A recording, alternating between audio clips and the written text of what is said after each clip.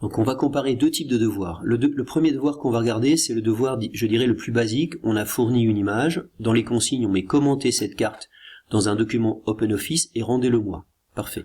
Donc on a publié ce devoir. Voilà ce que va faire l'élève quand il prend connaissance du devoir.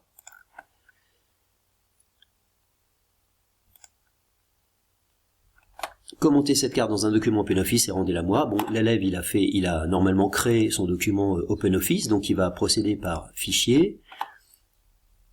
Il va aller chercher sa copie sur son disque dur, après l'avoir évidemment faite, sa copie, et il va l'importer. Bien.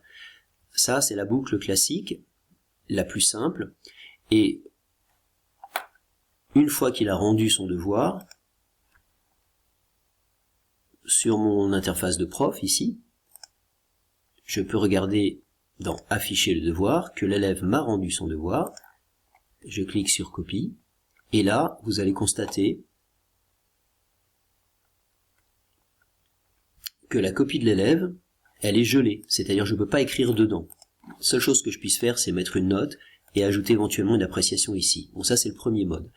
Maintenant, améliorons ça. Alors, il y a aussi un deuxième problème ici, c'est que les élèves peuvent fournir divers documents, divers titres, divers formats, du PDF, du doc, du tout ce qu'on veut. Bon, ça risque de partir un petit peu dans tous les sens. Alors, comment améliorer ça?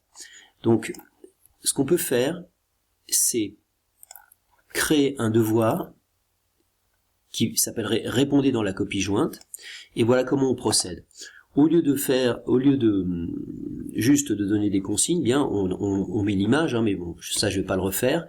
On va juste créer ici un document Classroom, donc Google Docs en l'occurrence, qu'on laisse vide à la limite. On n'a même pas besoin d'écrire quoi que ce soit, donc c'est une copie blanche. On attend quand même que ça s'enregistre. Bien, c'est enregistré. Je peux le fermer, et ici, je fais une copie par élève. Et une fois que j'ai fait ça, je publie le devoir. Donc regardons maintenant comment ça se passe chez l'élève pour le document, pour le devoir qui s'appelle devoir 14. Donc l'élève revient sur sa liste des travaux et devoirs, et il a un document 14. Et le document 14, il peut cliquer directement sur la copie et il peut remplir sa copie. Alors avant, il a pris connaissance bien sûr de tous les documents qu'on lui soumet par ailleurs, mais là il peut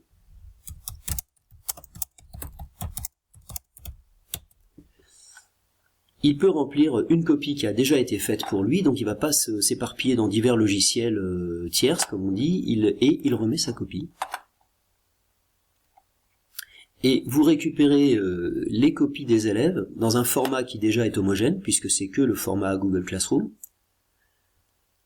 Et deuxième point, ce qui est intéressant, c'est que quand vous retournez ici sur votre interface, donc on reprend ici afficher les devoirs, c'est que les devoirs portent le nom des élèves, c'est-à-dire vous avez Georges Sand, document, Victor Hugo, document, etc. Et quand je clique sur la copie, donc ça c'est le premier avantage, c'est qu'ils sont tous là, il n'y en a pas qui viennent dans des formats différents. Et deuxième avantage, évidemment, qui est vraiment pas négligeable, c'est qu'on peut annoter à l'intérieur de la copie.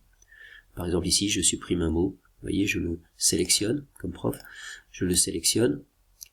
Si je fais supprimer sur mon clavier, ça n'efface pas le mot, mais ça le met comme supprimé pour l'élève. Donc si c'est un terme qui a mal été libellé, par exemple, je peux agir comme ça, ou je peux insérer tout type de commentaires. Et une fois que c'est fini et que j'ai mis la note, je peux rendre le devoir. Donc il est nettement préférable de procéder par la deuxième méthode que par la première, parce que les résultats, les copies sont de nature beaucoup plus homogène, on va dire.